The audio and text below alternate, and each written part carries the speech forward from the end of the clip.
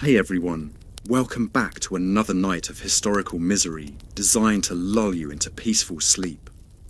Tonight we're diving into the absolutely delightful world of medieval peasant life, where a stubbed toe could mean death, and your biggest career aspiration was surviving until Tuesday. Before we begin this journey into humanity's most charming era, go ahead and hit that like button if you enjoy these tales of historical suffering. And let me know in the comments what time it is, where you are, and whether you've ever tried to grow your own food without immediately killing it. Now dim those lights, maybe light a candle for ambience, though please don't burn your house down. Medieval people had enough fire-related deaths for all of us. And let's settle in for tonight's exploration of why your ancestors lived in a constant state of barely controlled panic. Picture this: you wake up tomorrow, but instead of reaching for your phone, you're reaching for a handful of straw because congratulations, that's your pillow. There's no snooze button, no coffee maker gurgling to life, no Netflix queue waiting for you. Instead, there's a rooster crowing at 4 a.m., the smell of human and animal waste wafting through your one-room hovel, and the immediate realization that if you don't work today, you quite literally might not eat today. Welcome to medieval peasant life, where every sunrise was a roll of the dice, and every sunset was a small miracle. Let's start with your new bedroom, though calling it a bedroom is generous. You're living in what historians politely call a croft, but what was essentially a wooden box with delusions of grandeur. The walls are made of wattle and daub, which sounds quaint until you realize it's just sticks, mud, and horsehair mixed together into a substance that barely qualifies as architecture. Your floor is dirt, not because it's trendy, but because actual floors were for people who had concepts like disposable income and not dying of starvation. The roof is thatch, which keeps the rain out about as well as a screen door. And during storms, you get to experience the medieval joy of indoor precipitation, while simultaneously worrying that the whole structure might just give up and collapse on your head. Your furniture consists of whatever you could cobble together from scraps, if you're lucky. A stool, maybe a rough wooden table, a chest if you're practically nobility. Most of your possessions could fit in a modern backpack, assuming someone had invented backpacks, which they hadn't, because medieval people were apparently too busy dying of preventable diseases to think about convenient carrying solutions. And speaking of diseases, let's talk about your new bathroom situation, or rather, the complete absence of one. That's right, you now live in a world where indoor plumbing is a concept that won't be invented for several centuries. Your toilet is either a wooden bucket that you'll have to empty yourself, probably into the street, or the nearest river because sanitation is someone else's problem, or it's a wooden seat over a pit in the ground behind your house. Privacy is a luxury. Toilet paper doesn't exist, and the concept of washing your hands afterward is viewed with the same suspicion as witchcraft. But let's not get ahead of ourselves. First, you need to get dressed, and oh boy, is that going to be an experience. Your wardrobe consists of exactly one outfit, maybe two if you're exceptionally well off. It's made of rough wool or linen that feels like wearing a cheese grater, and it's coloured with dyes that are either brown, brownish grey, or greyish brown, because apparently medieval peasants were really committed to the aesthetic of human misery. You'll wear this same outfit every single day until it literally falls apart, at which point you'll patch it with whatever scraps you can find and continue wearing it until it achieves the consistency of cloth dust. Your underwear situation is even more depressing. If you're a woman, you get a long linen shift that serves as your undergarment, outer garment, and nightgown, all in one convenient package. If you're a man, you get a tunic and some leg wrappings, because apparently medieval men decided that pants were too complicated and opted for what amounts to fabric bandages around their legs. Shoes are a luxury item. Most peasants went barefoot year-round, which sounds romantic until you remember that medieval streets were essentially open sewers, filled with animal waste, human waste, rotting garbage, and the occasional dead body. The texture of your clothing deserves special mention. Imagine wearing a burlap sack that's been soaked in sweat, animal grease, and various unidentifiable stains for months at a time. The wool isn't the soft, processed material you might buy today. It's coarse, scratchy, and filled with bits of plant matter that the sheep picked up while grazing. Your linen, if you're lucky enough to have any, is rough and unbleached, with the natural brown colour of flax and a texture like sandpaper. Every movement chafes your skin, but you get used to it because you have to, and because complaining about uncomfortable clothing is a luxury you can't afford when staying warm is a matter of life and death. Your clothing will be patched so many times that eventually it becomes more patched than original garment. Each repair is done with whatever scraps of fabric you can find, creating a crazy quilt of browns and greys that tells the story of your economic desperation. A hole in your tunic means cold air gets in, but replacing the entire garment might cost more than you earn in a year. So you patch and repatch until the fabric can no longer hold itself together. And let's talk about the smell. Your clothes absorb every odour you encounter: wood smoke, animal waste, human sweat, rotting food, and various other aromatic experiences that medieval life provides in abundance. There's no dry cleaning, no washing machines, and washing clothes by hand in cold water with harsh soap made from animal fat and lye doesn't exactly leave them smelling fresh. You become nose-blind to your own stench, but visitors from other villages can probably smell you coming from a considerable distance. Now that you're dressed in your single outfit and your feet are appropriately unprotected, it's time for breakfast. And by breakfast, I mean whatever scraps of yesterday's bread you managed to save, assuming the rats didn't get to it first. Rats, by the way, are your new roommates. You don't get to evict them because, frankly, they're better at surviving than you are, and you might need to eat them eventually if times get really desperate.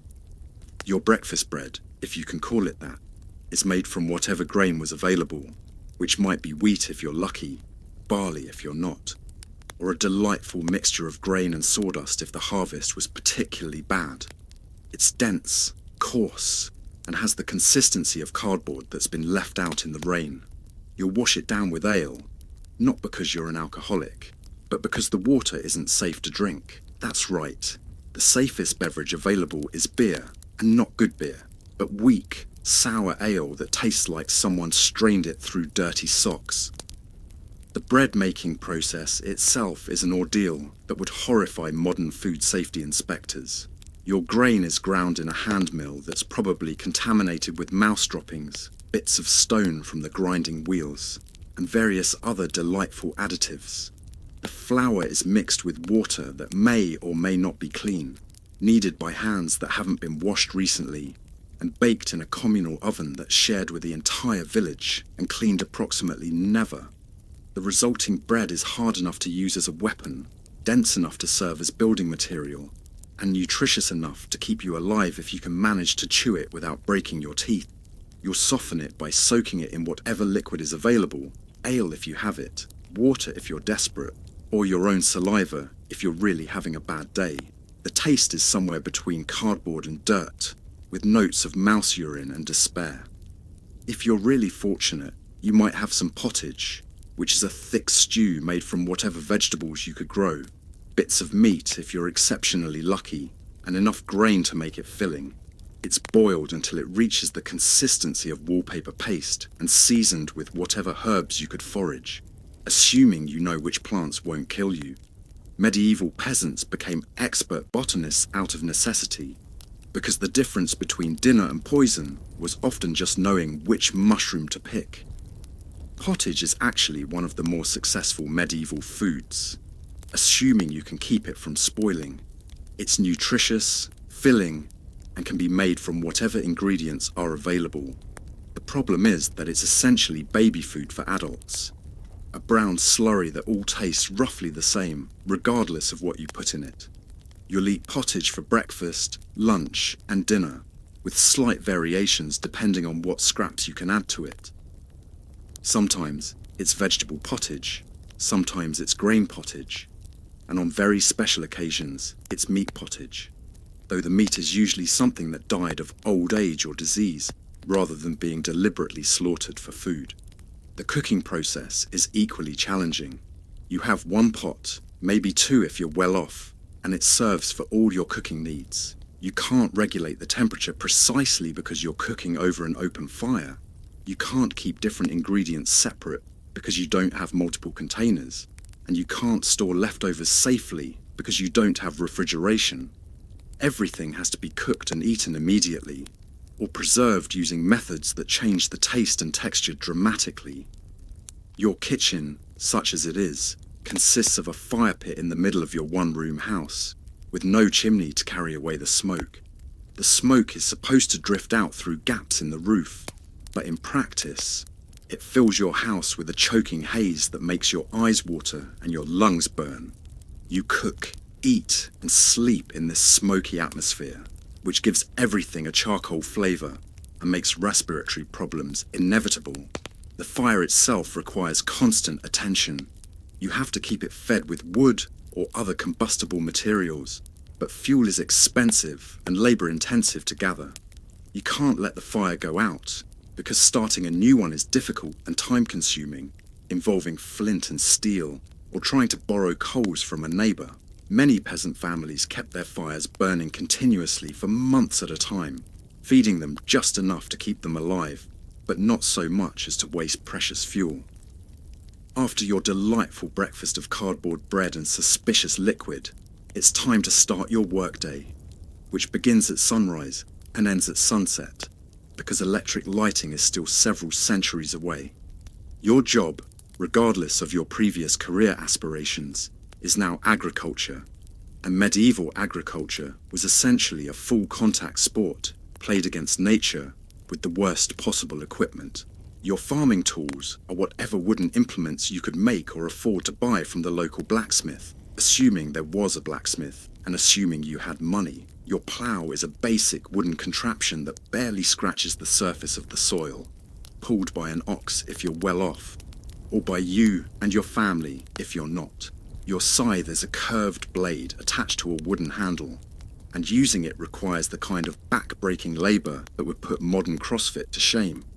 You'll spend entire days bent over in fields, cutting grain one stalk at a time, while the sun beats down on you and your rough clothing chafes your skin raw. The agricultural calendar dominates your entire life in ways that modern people can barely comprehend. Spring means ploughing, which involves walking behind an ox or horse for miles every day, trying to break up soil that's been hardened by winter frost. The plough is primitive, basically a pointed stick with metal reinforcement if you're lucky, and it requires enormous physical effort to keep it moving in a straight line while the animal pulls it through resistant earth. Planting is back-breaking work that involves walking across freshly ploughed fields, scattering seed by hand from a bag carried over your shoulder. There's no mechanization, no precision, no guarantee that the seeds will be distributed evenly or that they'll all find suitable soil to grow in. You're literally throwing your future survival onto the ground and hoping for the best, knowing that too little seed means poor harvest, but too much seed means wasting precious resources you can't afford to lose. Summer means weeding, watering, and protecting crops from birds, insects, and animals that want to eat your food before you do. You'll spend long days in the fields, pulling weeds by hand because herbicides haven't been invented, carrying water from distant sources because irrigation systems don't exist, and trying to scare away crows and other pests using whatever noise-making devices you can create. The weeding process is particularly miserable. You have to bend over or crawl through the fields, identifying weeds among the crops and pulling them out by hand. Your back aches constantly. Your knees are scraped and bruised. Your hands are cut and blistered, and you're working in the full sun without any protection from heat or UV radiation. You have to be careful not to damage the crops while removing the weeds, but you also have to work quickly because there's always more weeding to do than time to do it. Protecting crops from pests requires constant vigilance and creative problem solving. Birds will eat your seeds and your ripening grain, so you need to stand in the fields making noise to scare them away, or create scarecrows that need to be moved regularly to remain effective. Insects will devour your vegetables, and you have no pesticides other than whatever herbal preparations you can concoct from local plants. Rabbits, deer, and other animals will raid your fields at night, so you might need to sleep in the fields during crucial times to guard your crops. Harvest time is the most critical period of the year, when months of work either pay off or result in disaster. You have to cut the grain by hand using a sickle or scythe, which requires skill, strength, and stamina that most modern people don't possess. The timing is crucial. Harvest too early, and the grain isn't fully developed. Harvest too late, and it might spoil in the field or be destroyed by weather. The physical demands of harvesting are overwhelming. You work from dawn to dusk, bent over or swinging a scythe in rhythmic motions that stress every muscle in your body. Your hands will be cut and blistered from handling the sharp tools and rough grain stalks. Your back will ache from the constant bending and twisting. Your arms and shoulders will burn from the repetitive motions of cutting and gathering. Once the grain is cut, it has to be gathered, bundled, and transported to wherever you can store it safely. This involves more back-breaking labor, carrying heavy bundles of grain across fields, and loading them onto carts, or carrying them by hand if you don't have a cart. Everything has to be done quickly, because bad weather could destroy your entire harvest in a matter of hours. And that's assuming you own land, which you probably don't. Most likely, you're working someone else's land in exchange for the privilege of not being kicked off it. You're what's called a serf, which is basically slavery with a different marketing campaign. You belong to the land, and the land belongs to your lord, which means you're essentially a human piece of agricultural equipment that can be bought, sold, or inherited along with the property. The feudal system that governs your life is designed to extract as much labor and produce from you as possible, while giving you just enough resources to stay alive and continue working. You owe your lord several days of work per week on his land, using your tools and your labor to produce crops that he will sell or consume. You also owe him a portion of whatever you produce on the small plot of land you're allowed to farm for yourself. Your lord, incidentally, lives in a castle and has never done a day of manual labor in his life. He spends his time hunting, fighting other lords, and generally enjoying all the food that you produce while you survive on scraps. The relationship between lord and serf was supposedly based on mutual obligation. The lord would protect you from bandits and other lords, and you would work his land and give him most of what you produced. In practice, this meant you did all the work while he did all the eating, and if bandits showed up, you were probably on your own anyway, because your lord was off fighting someone else's war for reasons you didn't understand and wouldn't benefit from. The legal framework of serfdom is particularly oppressive. You can't leave your lord's land without permission, which is rarely granted because losing workers means losing income. You can't marry without your lord's consent, because marriage affects labor arrangements and inheritance rights. You can't sell your few possessions without approval, because technically, everything you own belongs to your lord. You have no legal recourse if your lord mistreats you, because the legal system is run by lords for the benefit of lords. Your daily schedule is determined not by your own needs or preferences, but by your obligations to your lord and the demands of agricultural seasons. You'll spend Monday, Wednesday, and Friday working your lord's land, Tuesday and Thursday working your own plot, Saturday doing communal work like maintaining roads or repairing the village church, and Sunday attending religious services and resting, assuming there's no urgent work that needs to be done. The work you do for your lord isn't optional or negotiable. If he decides his fields need to be ploughed, you'll plough them regardless of what needs to be done on your own land.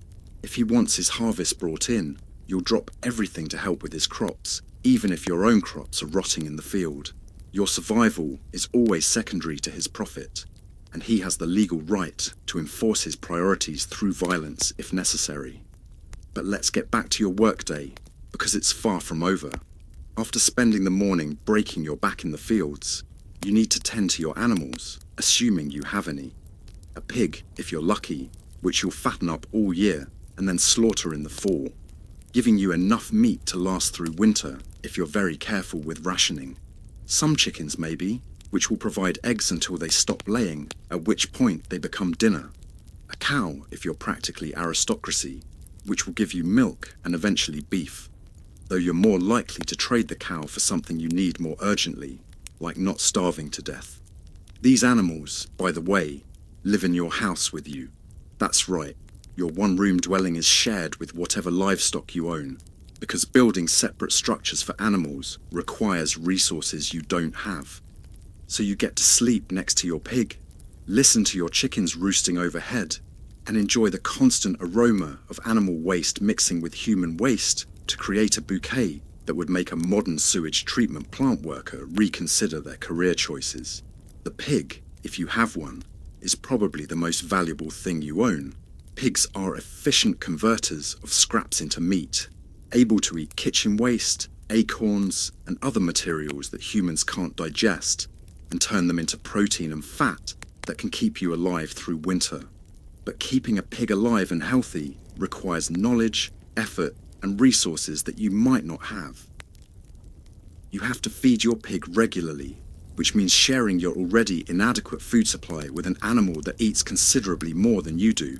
You have to keep it healthy, which means recognizing signs of disease and knowing how to treat them using whatever veterinary knowledge you've managed to acquire. You have to protect it from predators, thieves, and diseases that could kill it and destroy your winter food supply. The pig also creates a sanitation nightmare in your already challenging living situation. Pigs produce enormous amounts of waste, which accumulates in your house and creates breeding grounds for flies, rats, and diseases. The smell is overwhelming, the mess is constant, and the health risks are significant. But you tolerate it, because the alternative is not having any meat during the winter months when fresh food is unavailable. Chickens are somewhat easier to manage, but create their own problems. They need to be fed regularly, protected from foxes and other predators, and provided with nesting boxes where they can lay eggs safely. They also need to be allowed to forage for insects and seeds, which means letting them wander around the village during the day and rounding them up at night to prevent them from being stolen or eaten. The eggs chickens provide are precious sources of protein, but egg production is seasonal and unreliable. Chickens lay fewer eggs in winter when daylight hours are short, and they stop laying entirely when they're molting, sick, or stressed. You have to balance eating eggs now against saving them to hatch into more chickens, and you have to preserve eggs for winter using methods like packing them in salt or animal fat. A cow, if you're fortunate enough to own one, represents wealth beyond most peasants' dreams. Cows provide milk, which can be turned into cheese and butter for preservation, and eventually meat when the cow gets too old to produce milk efficiently. But cows require enormous amounts of food, more than most peasant families can provide, and they're vulnerable to diseases, predators, and theft. Milking a cow twice a day, every day, regardless of weather or your own health, is a significant commitment. The milk has to be processed immediately because it spoils quickly without refrigeration. Making cheese and butter requires knowledge, equipment, and time that you might not have. And if the cow gets sick or dies, you've lost not just your milk supply, but also a significant portion of your family's wealth. After tending to your animals, you need to maintain your hovel because medieval houses required constant upkeep just to remain standing. The thatch roof needs to be repaired regularly, the wattle and daub walls need patching where they've cracked or crumbled, and you need to reinforce anything that looks like it might collapse in the next strong wind. You'll do all of this with whatever materials you can scavenge, because home improvement stores won't be invented for quite some time. Roof maintenance is particularly challenging and dangerous. Thatch roofing consists of bundles of straw, reeds, or other plant materials tied together and layered to shed water. Over time, the thatch rots, settles, and develops gaps that let in rain, snow, and cold air. Repairing thatch requires climbing onto your roof with bundles of new material and weaving them into the existing structure without falling off or causing the whole roof to collapse. The materials for roof repair have to be gathered during specific seasons when the right plants are available and properly dried. You can't just go to a store and buy roofing materials. You have to grow them, harvest them, dry them, and store them until they're needed. This requires planning, knowledge, and storage space that you might not have. Wall maintenance involves mixing new daub from clay, sand, animal hair, and water to fill cracks and holes in the existing walls. The daub has to be applied when weather conditions are right. Not too wet, not too dry, not too hot, not too cold. Getting the mixture right requires experience and skill. Too much water and it won't stick, too little and it won't spread properly. The wattle framework underneath the daub also deteriorates over time and needs to be repaired or replaced. This involves cutting new branches of the right size and flexibility, weaving them into the existing structure, and securing them properly. You need to know which types of wood work best, where to find them, and how to cut and shape them using basic hand tools. Then there's water collection, which involves walking to the nearest well, stream, or pond with whatever containers you have and hauling water back to your house. This water, as we mentioned, isn't safe to drink without boiling, and boiling requires fuel, which means collecting firewood, which means another trip outside your hovel to gather sticks and logs from wherever you're allowed to take them. Nothing is simple in medieval peasant life. Every basic necessity requires multiple steps and considerable physical labour. The nearest water source might be half a mile away or more, depending on the geography and the location of your village. You'll make this trip multiple times per day, carrying heavy containers of water back to your house for drinking, cooking, cleaning, and caring for your animals. Your containers are probably wooden buckets or clay pots that are heavy even when empty and awkward to carry when full.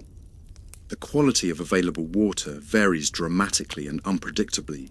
Wells can become contaminated with runoff from fields where animal waste has been spread as fertilizer.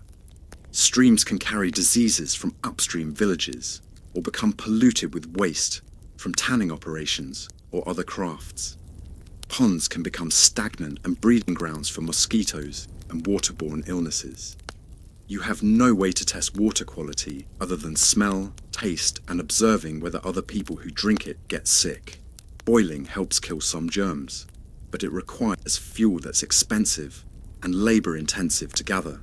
You have to balance the risk of drinking contaminated water against the cost and effort of boiling every drop of water you consume. Tonji. Firewood collection is an exhausting and time-consuming process that requires knowledge, skill, and legal permission. You can't just cut down any tree you want. Forests belong to lords who jealously guard their timber rights. You're usually limited to gathering deadfall, branches that have fallen naturally, and small pieces of wood that aren't valuable for construction or other uses. Finding adequate deadfall requires walking long distances and competing with other villagers who have the same needs. The best pieces are taken quickly, leaving you to search farther from the village for smaller, less suitable pieces. You need different types of wood for different purposes. Quick burning kindling to start fires, medium-sized pieces to maintain cooking fires, and large logs that burn slowly for overnight heating. Carrying firewood back to your house is heavy, dirty work that leaves you covered in bark, sap, and insect bites. You'll make multiple trips to gather enough wood for a day's cooking and heating, and you have to repeat this process every day, regardless of weather or other obligations. If you're a woman, you also get the joy of medieval housework, which involves cooking over an open fire in your one-room house, filling the air with smoke because chimneys are for rich people. You'll spin thread from whatever fibres you can get, weave cloth on a basic loom, make and mend clothes for your family, preserve food for winter, and generally manage the domestic aspects of survival while also working in the fields alongside the men. Medieval women weren't delicate flowers. They were basically human Swiss Army knives, capable of doing whatever needed to be done to keep their families alive. Spinning thread is a constant, never-ending task that occupies every spare moment of a medieval woman's day. You start with raw wool that's been sheared from sheep, cleaned to remove lanolin and debris, and carded to align the fibres. Using a distaff and spindle, you twist the fibres into thread while simultaneously trying to maintain consistent thickness and strength.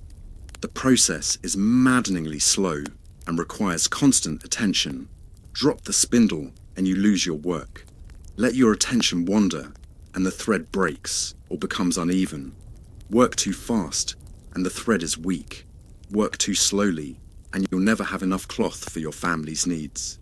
You'll spin while walking, while watching children, while talking with neighbours, while sitting by the fire in the evening. Weaving is even more complex and time-consuming. Setting up a loom requires mathematical precision to calculate the number and spacing of warp threads. Threading the loom takes hours of careful work to avoid tangles and mistakes. Weaving itself is repetitive, physical labour that requires rhythm, strength, and attention to detail. The cloth you produce is rough, uneven, and limited in colour to whatever dyes you can make from local plants. It's serviceable, but not beautiful, functional, but not comfortable. Every piece of cloth represents dozens of hours of labour, which makes clothing precious and waste unthinkable. Clothing construction and repair consume enormous amounts of time and skill. Every garment has to be cut and sewn by hand using needle and thread that you've made yourself. Patterns exist only in your head or in oral traditions passed down from other women. Measuring and fitting require improvisation and guesswork.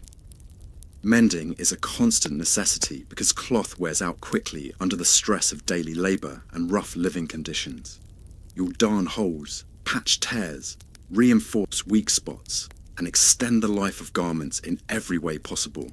Discarding clothing that could be repaired is wasteful beyond belief when replacing it requires months of work. Food preservation is another crucial skill that can mean the difference between survival and starvation during winter months. You need to know how to smoke meat, dry vegetables, ferment dairy products, and store grain in ways that prevent spoilage and pest infestation. Each preservation method requires specific knowledge, equipment, and timing. Smoking meat involves building and maintaining fires that produce the right kind of smoke for the right amount of time. Too much heat, and the meat cooks instead of preserving. Too little, and it spoils. The type of wood used affects the flavour and preservation qualities. The weather has to cooperate because smoking doesn't work well in humid conditions. Drying vegetables requires selecting the right stage of ripeness, slicing them to appropriate thickness, and arranging them in ways that allow air circulation while protecting them from insects and rain. Some vegetables need to be blanched before drying. Others benefit from salt treatment, and all of them need to be stored properly once dried to prevent rehydration and spoilage. Dairy preservation involves making cheese and butter from whatever milk is available, using techniques that require precise timing and temperature control without thermometers or clocks. The processes are unpredictable and failure-prone, but success means having protein and fat available during months when fresh dairy isn't available. Speaking of preservation, let's talk about your food situation in more detail, because it's even more depressing than we've covered so far. You're living entirely on what you can produce yourself, plus whatever you can trade or forage. There are no grocery stores, no restaurants, no fast food, no convenience stores. If you don't grow it, raise it, catch it, or find it growing wild, you don't eat it. Your diet consists primarily of bread, ale and pottage, with occasional additions of eggs, cheese, vegetables from your garden, and meat when you can afford to slaughter one of your animals, or when someone else is feeling generous. Fresh meat is a luxury because there's no refrigeration, so when an animal is killed, the entire community needs to eat it quickly before it spoils.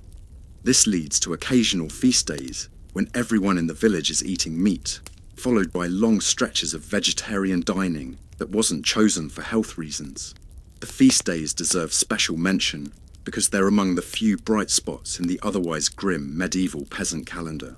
When someone slaughters a large animal, whether by choice or necessity, the entire village participates in consuming it before it spoils. These occasions become impromptu festivals with sharing, storytelling, and rare moments of abundance. But feast days also highlight the precarious nature of medieval food security.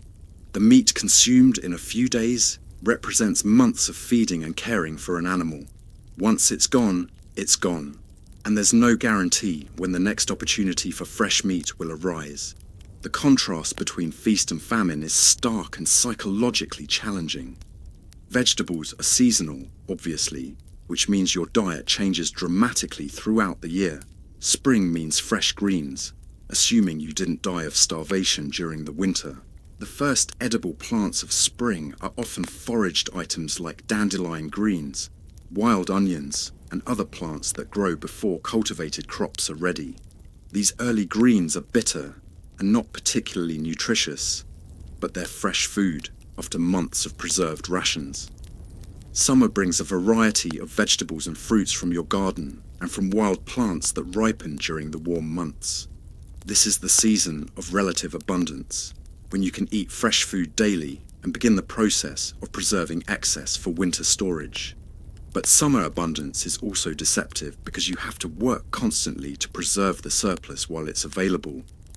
Fall is harvest time, when you work frantically to gather and preserve enough food to survive until the next spring.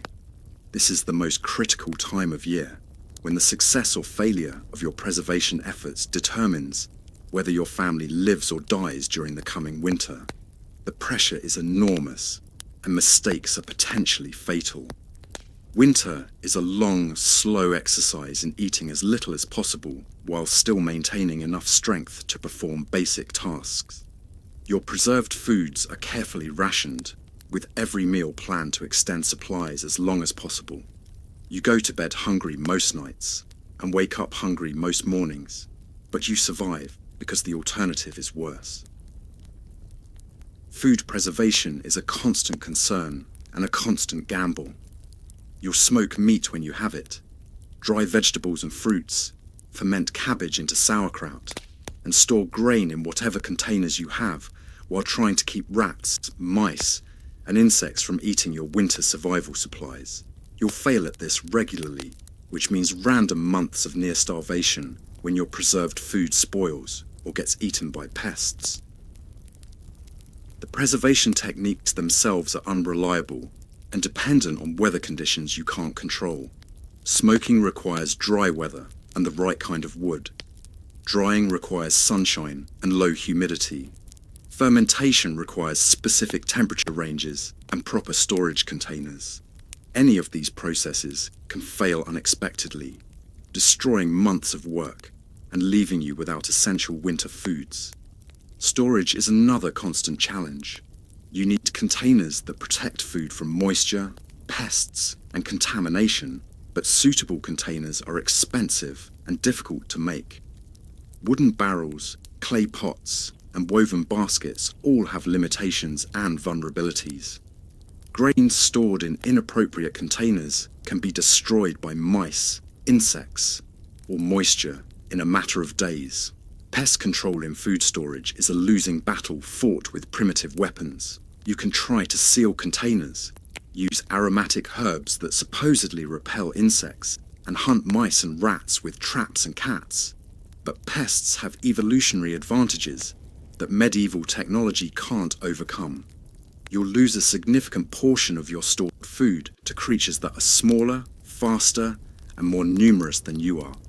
And speaking of pests, let's talk about your new insect roommates, because personal hygiene in medieval times was more of a suggestion than a requirement. You'll have lice in your hair, fleas in your clothes, and various other parasites that consider you a mobile buffet.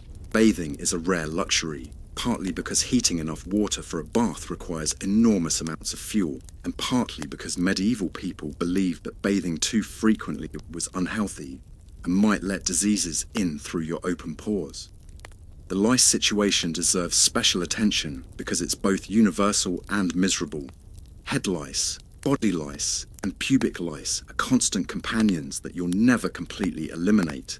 They bite you constantly, causing itching that drives you to distraction. They lay eggs in your hair and clothing that hatch into new generations of bloodsuckers. They spread diseases and cause infections when you scratch the bites. Lice removal is a time-consuming, never-ending process that involves combing through hair with fine-tooth combs, picking out individual lice and nits by hand, and treating infestations with whatever herbal preparations are believed to be effective. The treatments are often more harmful than the lice themselves, involving toxic plants, harsh chemicals, and folk remedies that can cause chemical burns or poisoning. Fleas are equally problematic and even more difficult to control. They live in clothing, bedding, floor rushes, and anywhere else that provides suitable breeding conditions. They jump from person to person, spreading diseases and causing constant discomfort. Medieval houses are ideal flea habitats, with dirt floors, organic debris, and animal inhabitants that provide endless food sources for flea populations. Flea control involves changing and washing clothing regularly, which is difficult when you only own 1 or 2 outfits. It involves replacing floor rushes, which is expensive and labor-intensive. It involves maintaining cleanliness standards that are almost impossible to achieve with medieval resources and technology. You'll change your clothes when they fall apart, wash them when you can spare the time and resources, and generally exist in a state of uncleanliness that would horrify modern germaphobes. Your hair will be greasy, matted, and probably home to multiple generations of lice families who have established permanent settlements in your scalp. Your teeth will be rotting because dental care consists of pulling teeth when they hurt too much to ignore, and your body will smell like a combination of unwashed human, animal waste, wood smoke, and whatever you've been working with lately. The smell situation is worth dwelling on because it affects every aspect of medieval social interaction. You smell. Everyone around you smells. And the accumulated odour of an entire village full of unwashed humans and animals creates an olfactory experience that would be overwhelming to anyone with modern sensibilities. The smells layer and combine: human sweat, animal waste, rotting food, wood smoke, tanning operations, brewing, and various craft activities that produce their own distinctive aromas. Your personal odour becomes part of your identity. People recognise you as much by your smell as by your appearance. Your family members know your scent intimately because you share close quarters and limited washing facilities. Strangers can identify your profession, your health status, and your recent activities based on what you smell like. But medieval noses become adapted to these conditions in ways that modern noses never could. What would be unbearable to someone from our time becomes background noise to people who live with these smells constantly. You develop selective attention to odours, noticing new or unusual smells while filtering out the familiar stench of daily life. Dental hygiene is particularly horrifying by modern standards. Your teeth, assuming you still have any by middle age, are probably brown, broken, and causing constant pain. There are no dentists, no toothbrushes, no toothpaste, no fluoride treatments. Dental problems are treated by pulling teeth with pliers when the pain becomes unbearable, often resulting in infections that can kill you. The medieval diet contributes significantly to dental problems.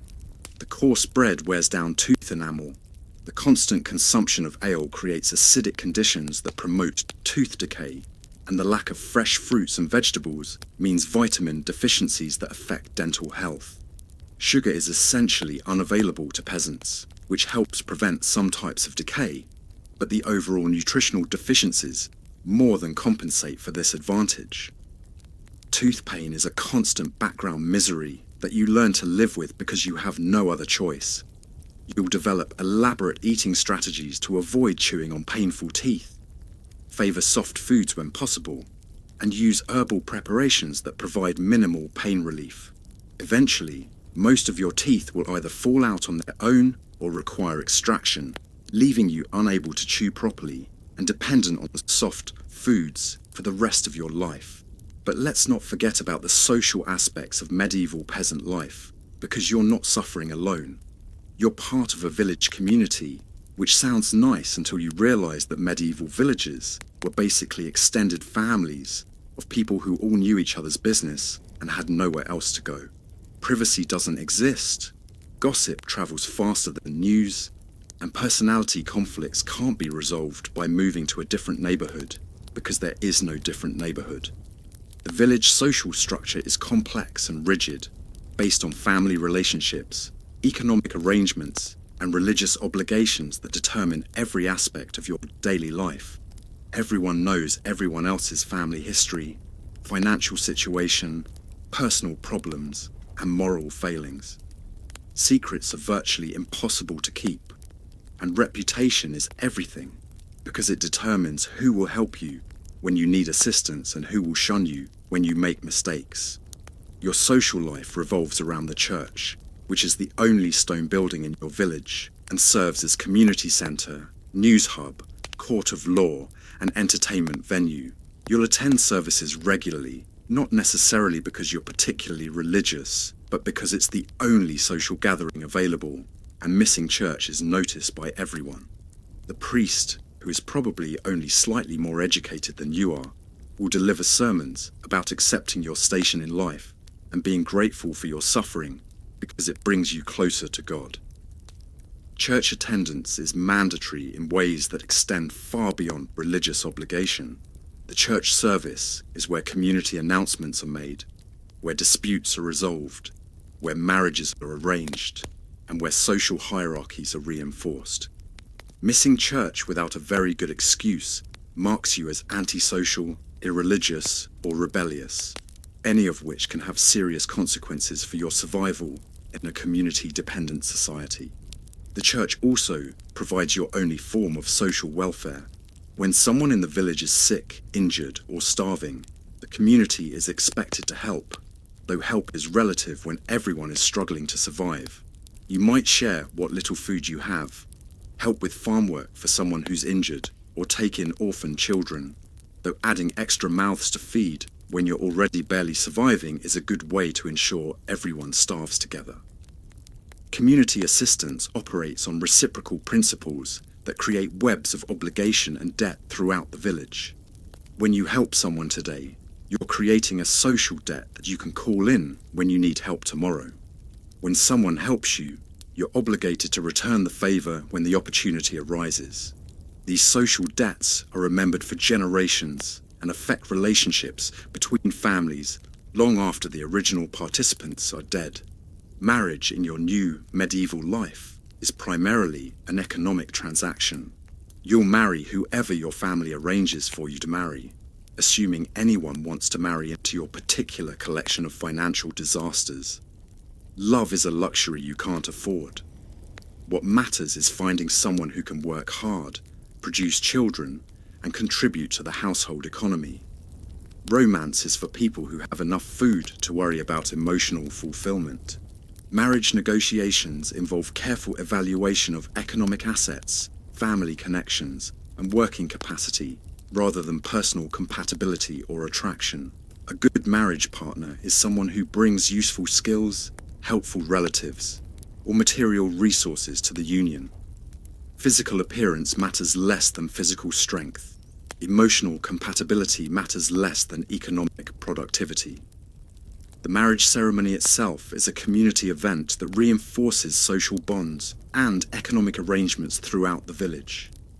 Everyone attends because marriages affect the entire community's social and economic structure. The celebration, such as it is, involves sharing whatever food and drink the families can afford, often representing a significant portion of their annual resources. Wedding preparations require community cooperation because no single family has the resources to host a proper celebration. Neighbours contribute food, labour, and materials to create an event that meets minimum social expectations. The bride's family provides what they can afford as a dowry, while the groom's family demonstrates their ability to support a wife through displays of relative prosperity. Children are both a blessing and a burden. More children mean more hands to help with farm work, but they also mean more mouths to feed when food is already scarce. Child mortality is astronomically high, which means you'll probably have many children and watch several of them die before reaching adulthood. This creates a strange emotional distance that modern people would find heartbreaking. But medieval parents couldn't afford to become too attached to children who might not survive their first year. The infant mortality rate in medieval villages approaches 50%, meaning that half of all children born will die before their 5th birthday. Common causes of death include diarrheal diseases, respiratory infections, malnutrition, accidents, and various childhood illnesses that are easily treatable with modern medicine, but fatal without proper medical care. Parents develop psychological coping mechanisms that allow them to function despite constant loss. They invest less emotional energy in very young children, delay naming children until they show signs of surviving infancy, and maintain emotional distance that protects them from devastating grief when children die. These strategies help parents survive psychologically, but create family dynamics that seem cold and distant by modern standards. Surviving children begin working as soon as they're physically capable, usually around age 5 or 6. There's no concept of childhood as a protected period of play and education. Children are economic resources whose labour contributes to family survival. They help with agricultural tasks, care for animals, assist with domestic work, and learn adult skills through hands-on experience rather than formal education, Torah. Education for peasant children consists of learning whatever skills they need to survive. Boys learn farming, girls learn domestic work, and both learn enough about religion to avoid being accused of heresy. Reading and writing are for wealthy people who have time for such frivolities. Your children will be illiterate just like you, passing down knowledge through oral tradition and hands-on experience. The education process is entirely practical and vocational, focused on skills that directly contribute to survival and economic productivity. Children learn by watching adults and gradually taking on more responsibility as they demonstrate competence. There are no schools, no books, no standardized curricula, no age-based grade levels. Boys learn agricultural techniques by working alongside their fathers and other men in the village. They start with simple tasks like scaring birds away from crops, and gradually work up to more complex activities like ploughing, harvesting, and animal husbandry. By adolescence, they're expected to perform adult work at adult levels of competence. Girls learn domestic skills by helping their mothers and other women with cooking, cleaning, textile production, food preservation, and childcare. They're expected to master complex skills like spinning, weaving, brewing, and herb lore that require years of practice to perform competently. Marriage often occurs around puberty, meaning girls must acquire adult skills very quickly. Religious education consists of memorizing prayers, learning basic Christian doctrine, and understanding moral principles that reinforce social hierarchies and economic arrangements. Children learn that God ordained their social position, and that suffering is spiritually beneficial, and that accepting their circumstances without complaint is morally virtuous. Speaking of religion, let's talk about your new relationship with the supernatural, because medieval peasants lived in a world where the line between natural and supernatural was extremely blurry. You believe in God, obviously, but you also believe in demons, witches, fairies, ghosts, and various other supernatural creatures that might help or harm you, depending on their mood. You'll carry charms to ward off evil, avoid certain places on certain days, and perform rituals to ensure good harvests and protect your family from supernatural threats. The medieval worldview integrates Christian theology with folk beliefs, pagan traditions, and practical superstitions in ways that create a complex supernatural landscape. God and Satan are real and active forces in daily life, but so are local spirits, household gods, nature deities, and various other supernatural entities that medieval Christianity never quite eliminated. Your religious practice involves a combination of official church doctrine and unofficial folk traditions that provide practical guidance for daily problems. You'll pray to Christian saints for protection and assistance, but you'll also perform folk rituals that predate Christianity by centuries. The Church officially disapproves of many of these practices, but tolerates them because they're too deeply embedded in popular culture to eliminate. Superstitious behaviours govern many aspects of daily life, from when to plant crops, to how to treat sick animals, to what to do during thunderstorms. These beliefs often contain practical wisdom disguised as supernatural knowledge. For example, beliefs about lucky and unlucky days for certain activities often correspond to seasonal patterns that affect success rates. Evil eye beliefs lead to elaborate precautions around valuable possessions, healthy children, and successful crops. You'll avoid praising someone else's good fortune too enthusiastically, because that might attract malevolent attention. You'll hide evidence of prosperity to avoid supernatural jealousy that could bring misfortune to your family. Witchcraft accusations are constant threats that can destroy lives and communities with little warning. Anyone who experiences unusual success, practices herbal medicine, or exhibits antisocial behavior might be accused of supernatural evil. The accusations often target vulnerable people, like widows, social outcasts, or anyone who challenges established hierarchies. This supernatural worldview extends to medicine, which is where things get particularly horrifying. When you get sick, and you will get sick because disease is everywhere, and your immune system is constantly under assault, your treatment options are prayer, herbal remedies that may or may not work, and various folk cures that range from harmless to actively dangerous. Medieval medicine is based on the theory of the four humours: blood, phlegm, yellow bile, and black bile, which need to be kept in balance for good health. This leads to treatments like bloodletting, where you're deliberately made to bleed because having too much blood is considered unhealthy.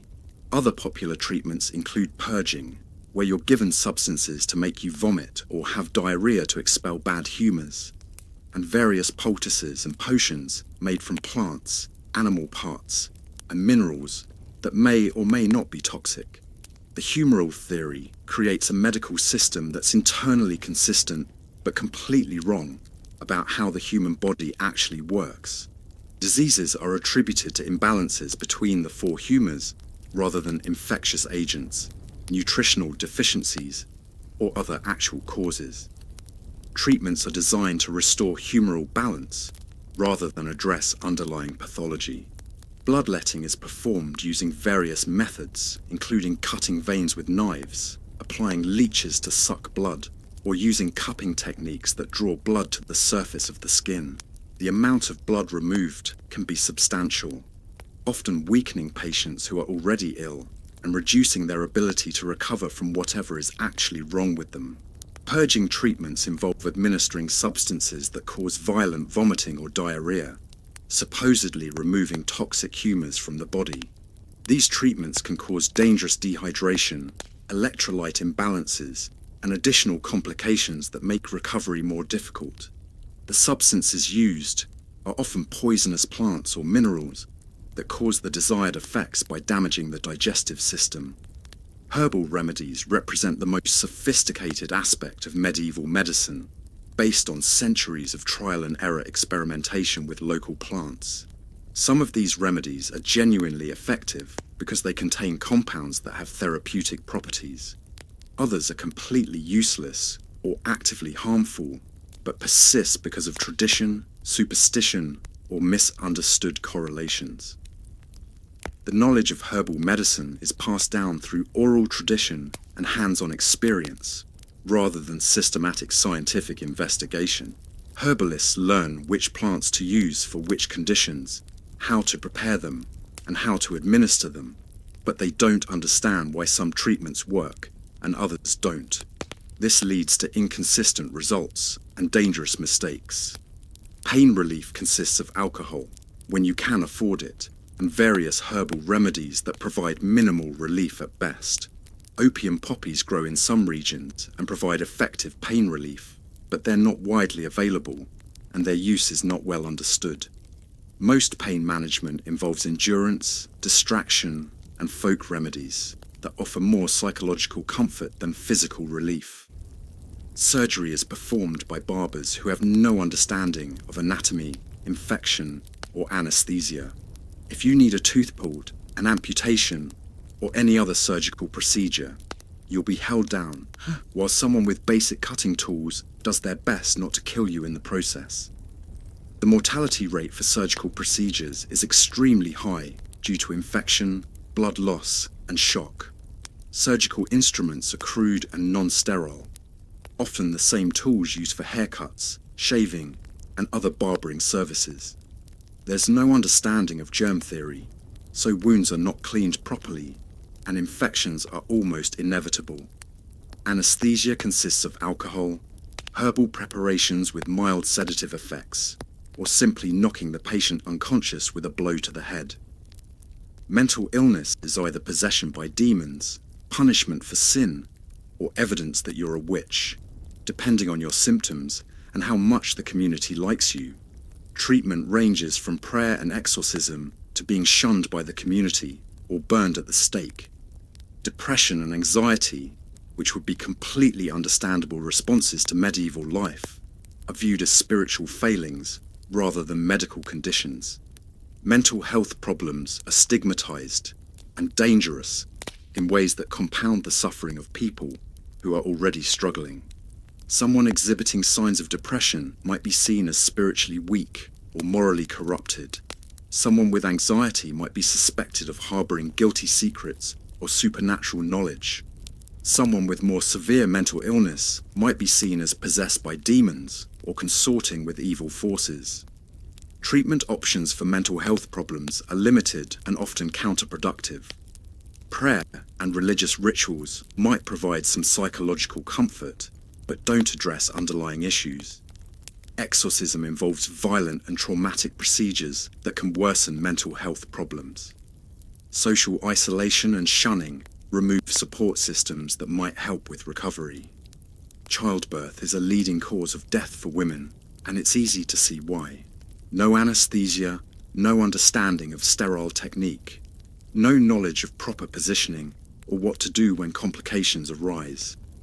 Women give birth with the help of local midwives, who have some experience but no formal training, and both mother and child are lucky to survive the process.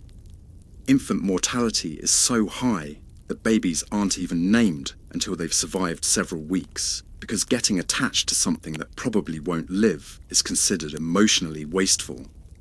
The birthing process takes place in the family home under conditions that would horrify modern medical professionals. The birthing room is often the same room where the family cooks, eats, and sleeps, with no special sanitation measures or medical equipment. The midwife brings whatever experience and knowledge she's accumulated over years of attending births, but formal medical training doesn't exist. Labour complications that are routinely managed in modern hospitals become life-threatening emergencies in medieval homes. Breech presentations, prolonged labour, excessive bleeding, and infections can kill both mother and child with no medical interventions available. The midwife's tools consist of her hands, some herbal preparations, and folk wisdom that may or may not be helpful. Pain management during childbirth involves herbal preparations, alcohol if available, and endurance techniques passed down through oral tradition.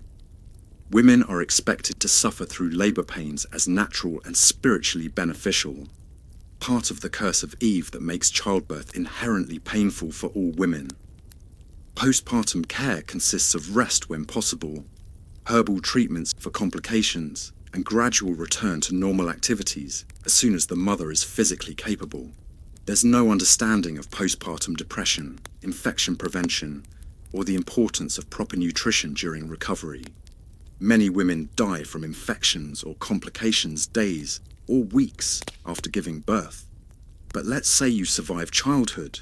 Avoid dying in childbirth if you're a woman.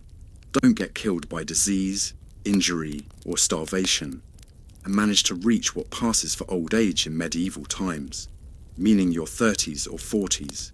Congratulations, you're now elderly by medieval standards, which means your body is breaking down from decades of hard labor, poor nutrition, and general abuse. Your back is permanently bent from years of farm work, creating a hunched posture that makes walking painful and limits your ability to perform physical tasks. Your spine has compressed from carrying heavy loads. Your muscles have shortened from repetitive motions, and your joints have worn down from constant use without proper medical care. Joint pain is a constant companion that affects every movement and makes simple tasks difficult or impossible. Your knees ache from years of kneeling in fields. Your shoulders burn from lifting and carrying. Your hands are arthritic from repetitive gripping motions. There are no pain medications other than alcohol and herbal preparations that provide minimal relief. Your teeth are mostly gone, extracted when the pain became unbearable, or lost to decay and gum disease. This affects your ability to eat properly, limiting you to soft foods that may not provide adequate nutrition. Your speech is affected by missing teeth, and your appearance is dramatically altered in ways that mark you as old and decrepit. Eyesight. Failure is common and devastating in a world that depends on visual acuity for survival. You can't read, but even if you could, you wouldn't be able to see the words clearly. You can't perform detailed work like sewing or crafts that might provide alternative sources of income. You can't work safely in fields where visual awareness prevents accidents. Hearing loss isolates you from social interactions and makes it difficult to participate in community life.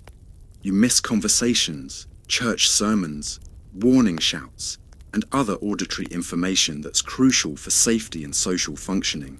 Other people become impatient with repeating themselves and gradually exclude you from activities and decisions. You can't work as hard as you used to, which means you're becoming a burden on your family. At the same time, you're becoming less capable of contributing to household survival. This is assuming your family can afford to support you. Many elderly peasants simply worked until they died because stopping work meant starvation. The transition from productive family member to dependent burden is psychologically devastating and economically dangerous. You've spent your entire life contributing labor and resources to family survival, but now you consume resources without producing them. Your family may resent the additional burden, especially during difficult years when resources are particularly scarce. Your knowledge and experience might be valued by younger family members, but only if you can communicate effectively and maintain mental clarity. Senility, dementia, and other age-related cognitive problems remove even this potential contribution, leaving you completely dependent on others' charity. There's no retirement, no pension, no social security, no nursing homes. When you can no longer work, you depend on your children to care for you, assuming you have children who survive to adulthood and can afford to feed an extra mouth. If not, you depend on church charity or community goodwill, both of which are limited resources in a world where everyone is struggling. Church charity operates on principles of Christian obligation, but is constrained by practical limitations. The church has limited resources and many demands on those resources. Charity is provided when possible, but isn't guaranteed or systematic. You might receive occasional food donations, community support during crises, or basic shelter, but there's no comprehensive care system for elderly or disabled people. Community support for elderly people varies depending on the individual's reputation, family connections, and the community's overall economic situation. Someone who was generous and helpful during their productive years might receive more support than someone who was selfish or antisocial. Someone with children and grandchildren in the community has more advocates than someone without family connections. Economic factors affect community willingness to support elderly people in ways that seem harsh by modern standards. During good years when resources are relatively abundant, communities can afford to be generous with charitable support. During bad years when everyone is struggling to survive, charity becomes a luxury that the community can't afford. Death, when it finally comes, is probably a relief. You'll die in the same room where you lived your entire life, surrounded by family if you're lucky, alone if you're not. There will be no doctors, no hospital, no life support, no pain medication. You'll die from whatever finally overwhelms your body's ability to keep functioning. Infection, disease, injury, starvation, or simply wearing out from decades of hard living. The dying process is drawn out and painful without modern medical interventions that could ease suffering or extend life. You'll be conscious and aware during much of your decline, watching your body fail and knowing that death is approaching without being able to do anything about it. Pain management consists of whatever herbal remedies are available and whatever comfort family members can provide. Your family will care for you during your final illness as best they can while continuing to work and maintain their own survival. They can't afford to hire professional caregivers or take extended time off from essential tasks. Your care is fit around other obligations and limited by available resources. The deathbed scene involves family members, possibly a priest if one is available, and whatever rituals your community considers appropriate for easing the transition from life to death. Last rites provide spiritual comfort, but no medical relief. Confession and absolution address religious concerns about salvation, but don't alleviate physical suffering. Your funeral will be a simple affair. The priest will say some words. Your body will be wrapped in whatever cloth the family can spare, and you'll be buried in the church graveyard in an unmarked grave, because headstones are for people who could afford them. Your possessions, such as they are, will be divided among your survivors, though since you probably died owing money to your lord, he'll take whatever he thinks he's entitled to first. Funeral preparations involve washing and preparing your body using traditional methods that preserve dignity while managing the practical problems of decay. Your body is wrapped in shrouds made from household linens that the family can afford to lose. Embalming doesn't exist, so burial happens quickly to prevent decomposition from becoming unmanageable. The burial ceremony is brief and utilitarian, focused on disposing of your body safely and providing spiritual comfort to survivors, rather than elaborate celebration of your life. The grave is dug by family members or community volunteers, marked with a simple wooden cross, if anything, and covered with dirt and stones to prevent animals from disturbing the remains. Your possessions are distributed according to local customs and family agreements, rather than formal wills or legal procedures. Tools go to whoever can use them effectively. Clothing is repurposed or passed down to children, and household goods are divided among family members based on need and practical considerations. Debts and obligations don't disappear with death. They transfer to surviving family members or are claimed by creditors who have legal rights to recover what they're owed. Your lord has first claim on valuable possessions, followed by other creditors, with family members receiving whatever remains after obligations are satisfied. And that's it. That's your medieval peasant life from birth to death. A long series of barely surviving one crisis after another, while working hard enough to break your body and eating just enough to avoid starvation. No comfort, no security, no hope for anything better. Just the daily grind of staying alive in a world that seems designed to kill you. You'd wake up every morning not knowing if this would be the day you'd die from disease, injury, starvation, violence, or any of the 100 other things that could end your life without warning. You'd go to sleep every night, grateful to have survived another day, and terrified of what tomorrow might bring. Your entire existence would be focused on the most basic requirements of survival: food, shelter, and safety, with everything else being an unaffordable luxury. The psychological toll of this kind of life is almost impossible for modern people to comprehend. Imagine living with the constant knowledge that you could die at any moment from causes completely beyond your control. Imagine never having enough food, never being warm enough in winter, never being clean, never being safe from disease or violence or natural disasters.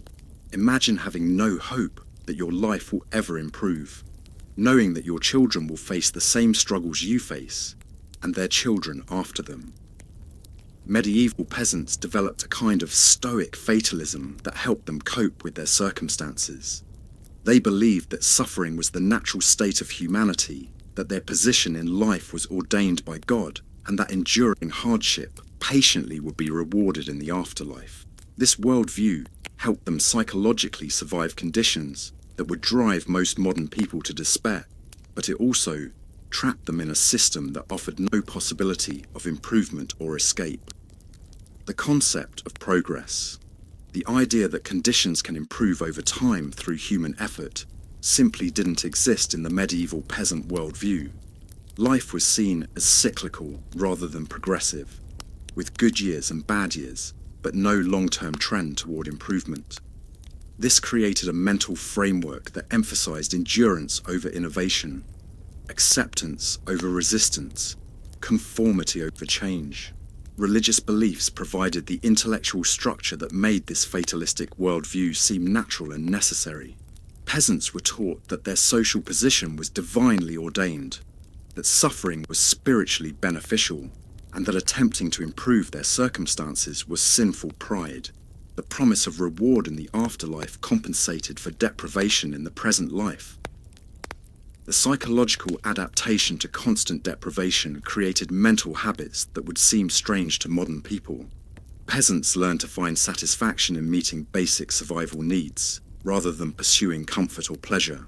They developed low expectations that protected them from disappointment, and helped them appreciate small improvements in their circumstances. Community solidarity was both a survival necessity and a psychological coping mechanism.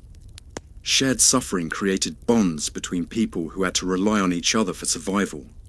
Community rituals, celebrations, and traditions provided meaning and connection that helped people endure individual hardships.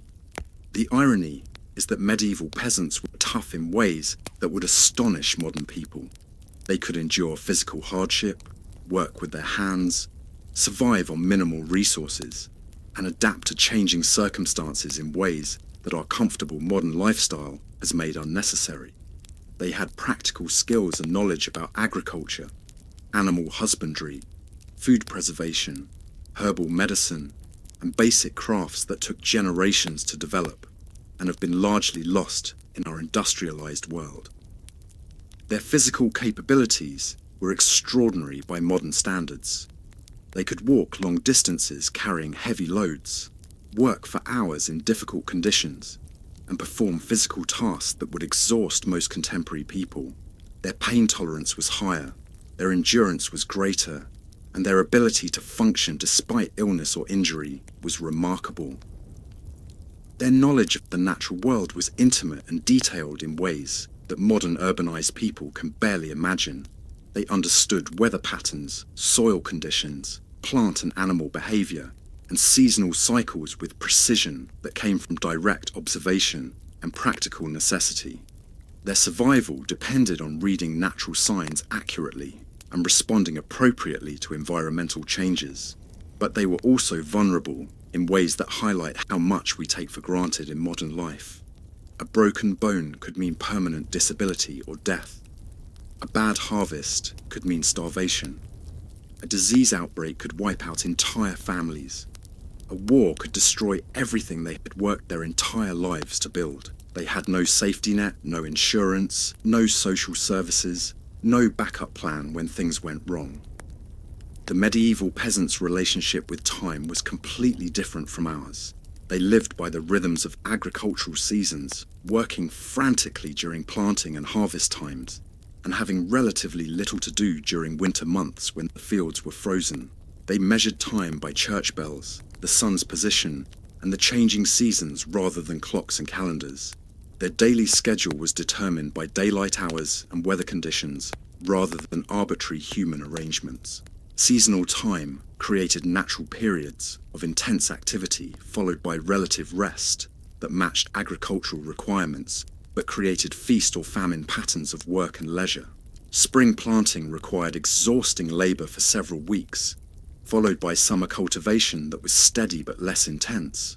followed by autumn harvest that again required maximum effort, followed by winter months when outdoor agricultural work was impossible.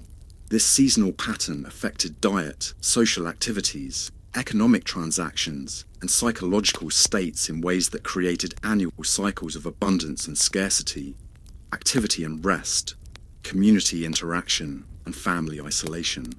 Winter months were particularly challenging because they combined food scarcity with social isolation and limited economic opportunities. Their relationship with space was equally different. Most peasants never travelled more than a few miles from where they were born. The village was their entire world, and beyond its boundaries lay unknown territories that might as well have been alien planets. They had no maps, no transportation other than walking, and no reason to leave the only place where they had social connections and some hope of survival. This geographic isolation created intense local knowledge, but limited broader understanding. Peasants knew their immediate environment in extraordinary detail, but had no conception of larger political, economic, or social systems that affected their lives. They understood local weather patterns, but had no knowledge of regional climate variations. They knew local plant and animal species, but were unfamiliar with ecosystems beyond walking distance. Information travelled at the speed of foot messengers and word of mouth. News of major events might take weeks or months to reach remote villages, and even then, it would be filtered through multiple retellings that made accuracy questionable. Peasants lived in small bubbles of local knowledge, aware of their immediate community, but largely ignorant of broader political, economic, or social developments that might affect their lives.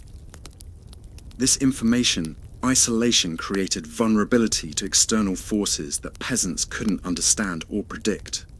Wars, political changes, economic disruptions, and religious conflicts could devastate villages without warning or explanation.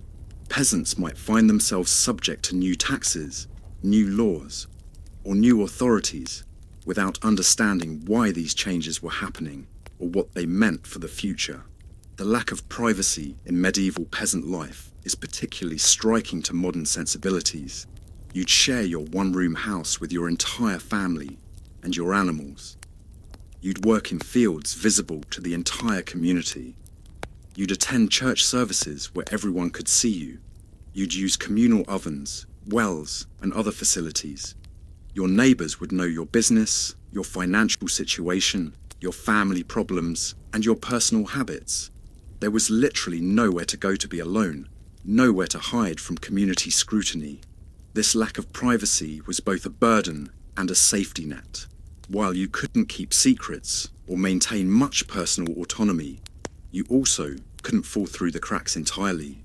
If you were sick, hungry, or in trouble, the community would know about it and might help. If you tried to shirk your responsibilities or behave in antisocial ways, the community would also know about that and would enforce conformity through social pressure. Community surveillance was constant and comprehensive in ways that made individual privacy impossible, but also made social coordination efficient. Everyone knew who was working hard and who was lazy, who was generous and who was selfish, who was reliable and who was dishonest. This information was used to make decisions about marriage arrangements, business partnerships, mutual aid, and social inclusion. The surveillance system also enforced moral and social norms through gossip, reputation management, and social sanctions that could be devastating for people who violated community expectations. Someone who was labelled as lazy, dishonest, or immoral might find themselves excluded from cooperative work arrangements, marriage opportunities, and mutual aid networks that were essential for survival. The medieval peasant's relationship with the natural world was immediate and intimate in ways that modern urbanized humans can barely imagine. They knew the weather patterns, the soil conditions, the plant and animal life of their area in extraordinary detail because their survival depended on that knowledge. They could read the sky for weather signs, identify edible and medicinal plants, predict animal behavior, and work with natural cycles in ways that have been largely lost in our climate-controlled, technology-mediated world. This intimacy with nature was both empowering and limiting. It gave peasants sophisticated understanding of their local environment and the ability to make complex decisions based on subtle natural signs. But it also made them completely dependent on natural cycles and vulnerable to natural disasters that they couldn't control or predict accurately. Weather forecasting was based on traditional knowledge and careful observation of natural signs, but it was still unreliable and limited to short-term predictions. Peasants could often predict weather changes a day or two in advance, based on wind patterns, cloud formations, animal behavior, and other indicators, but they had no advance warning of major storms, droughts, or other weather events that could destroy crops and threaten survival. Plant and animal knowledge was extensive and sophisticated, including understanding of growth cycles, nutritional properties, medicinal uses, and interactions between different species. Peasants knew which plants were edible, which were poisonous, which had medicinal properties, and which could be used for craft purposes. They understood animal behavior well enough to predict health problems, reproductive cycles, and responses to environmental changes. But this intimacy with nature also meant vulnerability to natural disasters that modern technology helps us avoid or survive. A late frost could destroy crops and cause famine. A drought could kill livestock and dry up water sources. Floods could wash away homes and fields. Storms could destroy buildings and kill people. Medieval peasants lived at the mercy of weather and natural cycles in ways that made every season a potential crisis. The economic system of medieval peasant life was based on subsistence agriculture and barter exchange rather than money and markets. Most peasants rarely handled actual currency. They paid their obligations to lords in goods and labor, traded with neighbors through direct exchange of products and services, and measured wealth in terms of land, animals, and stored food rather than abstract financial instruments. This economic system was both more stable and more precarious than modern market economies. It was stable because it was based on producing actual necessities rather than speculative financial products, and because local production and consumption created closed loops that were less vulnerable to distant economic disruptions. But it was precarious because there was no surplus, no savings, no insurance against bad years. One failed harvest could mean starvation. One dead ox could mean inability to plough fields. One sick family member could mean not enough labor to maintain production. Barter systems required intimate knowledge of relative values, seasonal availability, and individual needs that made every transaction a complex negotiation. You had to understand not just the immediate value of what you were trading, but also its future value, its condition, its scarcity, and the reliability of the person you were trading with. Storage and preservation of wealth was difficult and risky without banks, safety deposit boxes, or other financial institutions. Valuable goods had to be hidden from thieves, protected from deterioration, and managed carefully to prevent loss. Grain could be eaten by pests, animals could die or be stolen, tools could break or wear out. There was no way to store value safely over long periods. Credit and debt relationships were personal and informal, based on reputation and social connections rather than legal contracts and formal enforcement mechanisms. Someone who borrowed grain during a difficult year was expected to repay with interest when their circumstances improved, but enforcement depended on social pressure and community opinion rather than legal action. Defaulting on debts could result in social ostracism that made survival difficult in a community-dependent society. The social hierarchy of medieval life was rigid and hereditary in ways that modern people find difficult to accept. You were born into your social class and would die in it. Social mobility was virtually non-existent. Peasants were peasants, nobles were nobles, and everyone understood their place in the system. This created social stability and clear expectations, but it also meant that talent, intelligence, and ambition were largely irrelevant to your life prospects. You could be the smartest, most capable person in your village, but you'd still spend your life doing manual labour and living in poverty because that's where you were born. This social rigidity was reinforced by religious ideology that portrayed the social hierarchy as divinely ordained and morally necessary. Peasants were taught that their suffering was part of God's plan, that accepting their station in life was a virtue, and that trying to improve their circumstances was sinful pride. The church provided the intellectual framework that made the feudal system seem natural and inevitable, rather than a human construction that could be changed. The few opportunities for social advancement that did exist were mostly religious or military. A peasant's son might become a priest if he showed intellectual promise, and the family could afford to support him during training. Exceptional physical prowess might lead to opportunities as a soldier or bodyguard for wealthy families. But these opportunities were rare, and even successful advancement usually meant leaving the peasant class entirely, rather than improving conditions for peasants generally. The legal system of medieval life was equally hierarchical and arbitrary by modern standards. Peasants had few legal rights and little recourse when they were wronged by their social superiors. They could be punished, fined, or even killed by their lords, with minimal justification and no appeal process.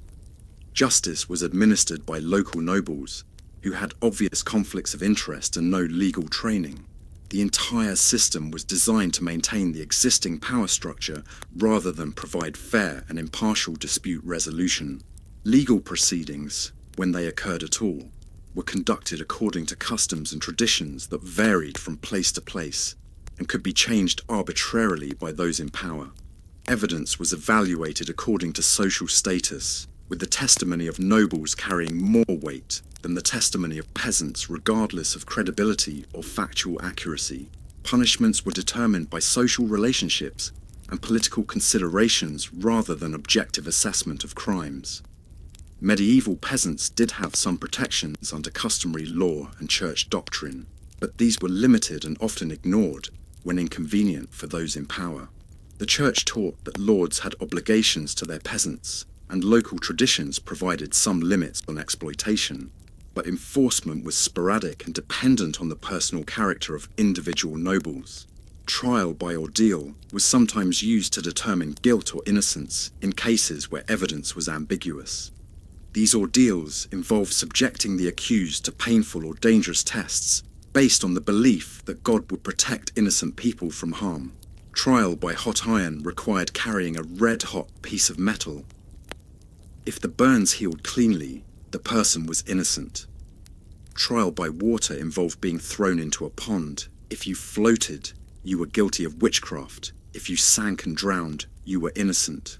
These methods were obviously unreliable and often fatal regardless of actual guilt or innocence. The violence that permeated medieval society extended far beyond formal legal punishments. Domestic violence was common and largely accepted as normal, with husbands having almost unlimited authority over wives and children. Child abuse was routine and often justified as necessary discipline. Violence between neighbours over property disputes, personal insults, or economic disagreements was frequent and usually went unpunished unless it resulted in death or serious injury. Military violence affected peasant communities regularly through wars between lords, raids by bandits, and conflicts with neighbouring regions. Peasants were caught in the middle of these conflicts, suffering casualties, property damage, and economic disruption without having any say in the political decisions that caused the violence. Their crops might be destroyed by armies, their animals stolen by soldiers, their houses burned by raiders, and their family members killed or injured in fighting they didn't understand and couldn't prevent. The constant threat of violence created an atmosphere of fear and insecurity that affected every aspect of daily life. People were suspicious of strangers, careful about travelling alone, and defensive about protecting their property and families. This defensive mindset reinforced social isolation and made cooperation more difficult, even when it would have been mutually beneficial. Now, as we near the end of our journey through medieval peasant life, Let's take a moment to reflect on what this experience would have meant psychologically for someone with modern sensibilities suddenly thrust into these circumstances. The culture shock would be overwhelming. The complete absence of privacy, personal autonomy, comfort, security, and hope for improvement would be devastating to someone raised with modern expectations about individual rights and possibilities. The physical hardship would be equally challenging. Most modern people have never experienced real hunger, bone-deep cold, constant pain from injury or disease, or the kind of exhausting physical labour that medieval peasants performed daily. Our bodies are soft, our pain tolerance is low, and our survival skills are virtually non-existent compared to people who lived their entire lives on the edge of disaster. Modern people are accustomed to controlling their environment through technology, seeking professional help for problems, and expecting institutions to provide safety nets when things go wrong. None of these resources would be available to a medieval peasant who had to rely entirely on personal knowledge, family connections, and community goodwill for survival. The psychological impact of powerlessness would be particularly devastating for someone raised with modern beliefs about individual agency and self-determination. Medieval peasants had virtually no control over the major circumstances of their lives: where they lived, what work they did, who they married, how much they could earn, what they could eat, how they were governed, or what opportunities their children would have. But perhaps most devastating would be the psychological impact of hopelessness and the complete absence of progress or improvement. Modern people are raised to believe that they can improve their circumstances through education, hard work, innovation, or social action. Medieval peasants knew that their circumstances were fixed, that no amount of effort or intelligence would change their fundamental situation, and that their children would face the same limitations they faced. The medieval peasant's worldview was shaped by scarcity, hierarchy, superstition, and fatalism in ways that are almost incomprehensible to people raised in democratic, egalitarian, scientific, and optimistic modern cultures. They accepted suffering as normal, deferred gratification indefinitely, submitted to authority without question, and found meaning in endurance rather than achievement or self-expression. Yet, there were compensations that modern life often lacks. Medieval peasants had strong community bonds, clear social roles, meaningful work that directly contributed to survival, intimate knowledge of their natural environment, and religious beliefs that provided comfort and explanation for suffering. They lived with immediacy and presence that our distracted, mediated modern lives often lack. Their pleasures were simple but genuine: a successful harvest, a healthy child, a warm fire on a cold night, a cup of ale after hard work, the songs and stories shared during long winter evenings. They found joy in small things because small things were all they had, and they appreciated basic comforts because they knew what it meant to go without them. Medieval peasants created rich cultural traditions that provided meaning and beauty despite material poverty. Folk songs, stories, dances, crafts, and celebrations enriched their lives and created connections between generations. These traditions were passed down orally and through hands-on participation, creating deep cultural knowledge that survived for centuries. Religious festivals and seasonal celebrations provided regular breaks from the grinding routine of survival labor. These occasions involved special foods, community gatherings, music, dancing, and other activities that created joy and solidarity. The celebrations were often linked to agricultural cycles, marking important transitions in the farming year and providing psychological preparation for upcoming challenges.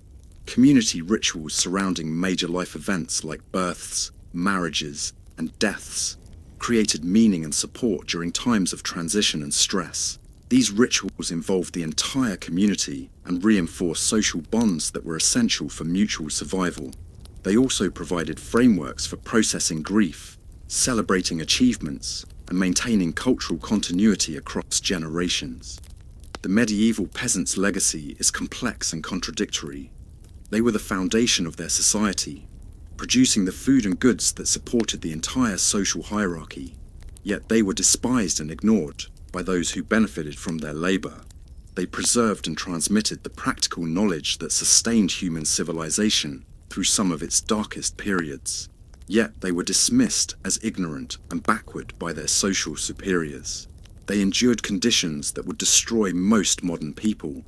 Yet they did so with dignity and perseverance that commands respect.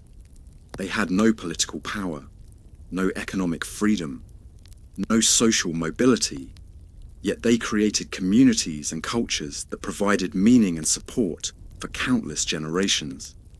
They lived lives of hardship and limitation, yet they also lived lives of purpose and connection that many modern people envy.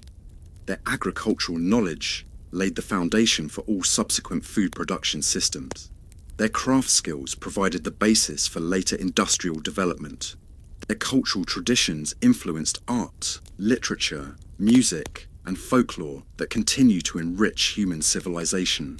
Their genetic heritage flows through the bloodlines of most modern Europeans and their descendants worldwide.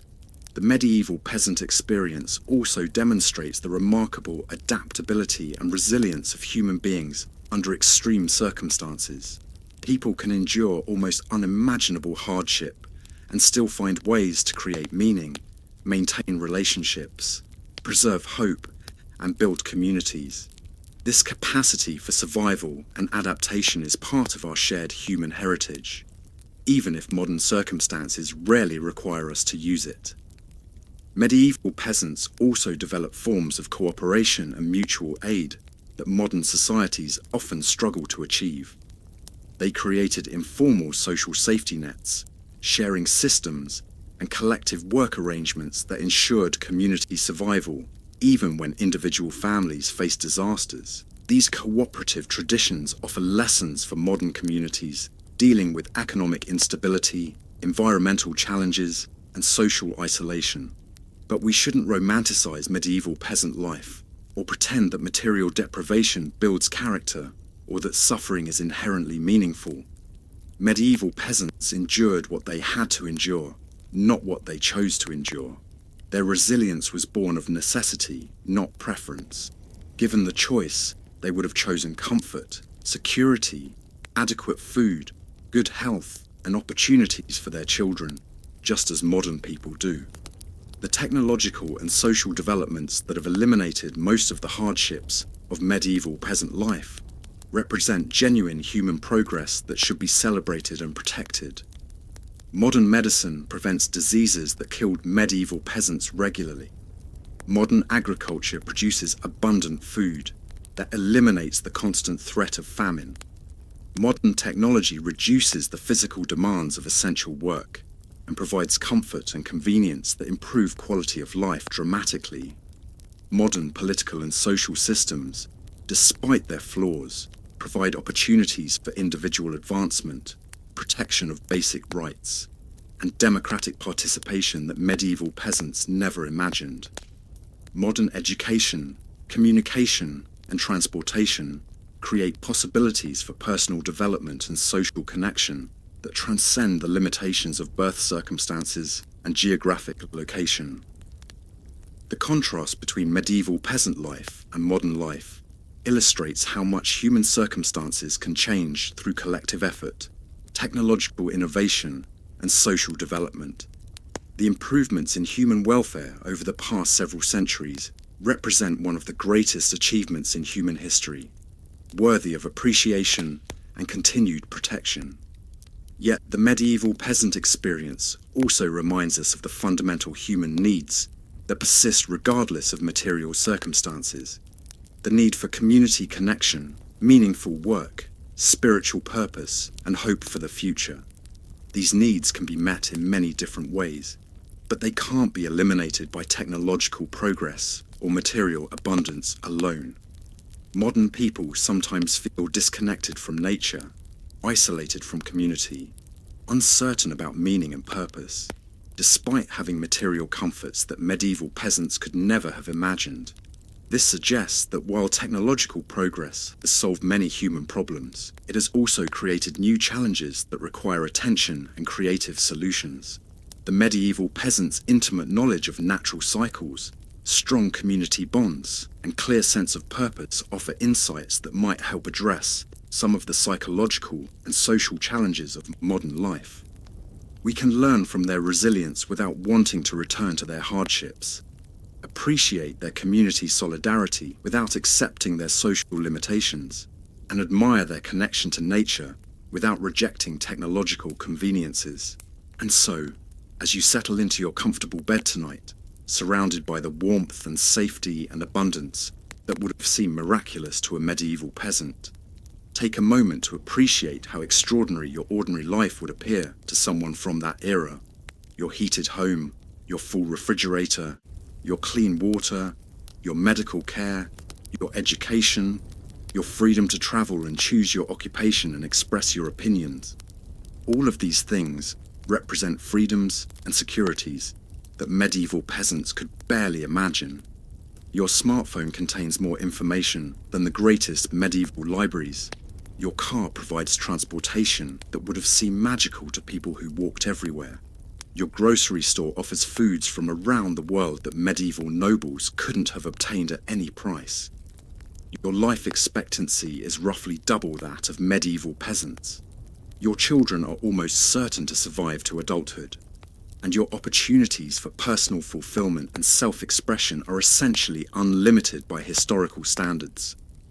You wouldn't last a day as a medieval peasant, not because you lack their strength or endurance, though you probably do, but because you've been raised in a world where suffering is a problem to be solved rather than a reality to be endured, where individual desire matters more than social obligation, where comfort is expected rather than miraculous, and where hope for improvement is considered natural rather than blasphemous.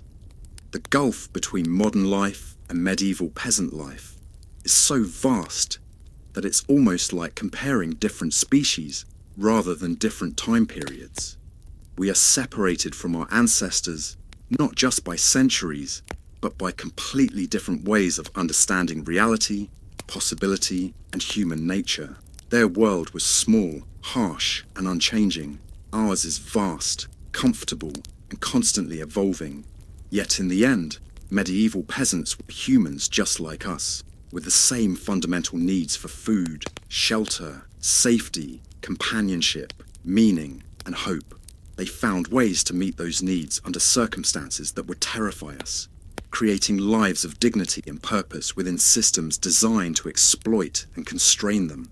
Their story is ultimately one of human resilience and adaptability, a reminder that people can endure almost anything and still find reasons to continue. So sleep well tonight, in your climate-controlled home, on your comfortable mattress, safe from disease and violence and starvation, secure in the knowledge that tomorrow will probably be much like today, only better. Dream peacefully, knowing that the worst day of your life will probably seem like paradise to a medieval peasant, and that the struggles they face daily will challenge everything you think you know about human endurance and resilience. The medieval peasant's legacy lives on, not in monuments or histories, but in the simple fact that they survived, reproduced, and passed on the knowledge and traditions that eventually created the world we inhabit today. They were our ancestors, and their strength flows in our blood, even if our circumstances have made that strength unnecessary. We are the descendants of people who wouldn't quit, couldn't quit, and somehow found ways to build meaning and community and hope in the midst of conditions that would defeat most modern humans. And with that thought, let the darkness take you gently into sleep, where your worst nightmare probably involves inconveniences that medieval peasants would have considered minor irritations on a good day. Rest easy in your privilege, and remember that human endurance is deeper than comfort, stronger than convenience, and more mysterious than we usually allow ourselves to believe. The peasants who came before us faced each dawn, not knowing if they would see another sunset. Yet they faced it nonetheless, with whatever courage they could muster, whatever hope they could maintain, and whatever love they could share with those around them. Their legacy is not just survival, but the proof that survival is possible, that human dignity persists even in the darkest circumstances, and that tomorrow's dawn is always worth waiting for, no matter how difficult today might be.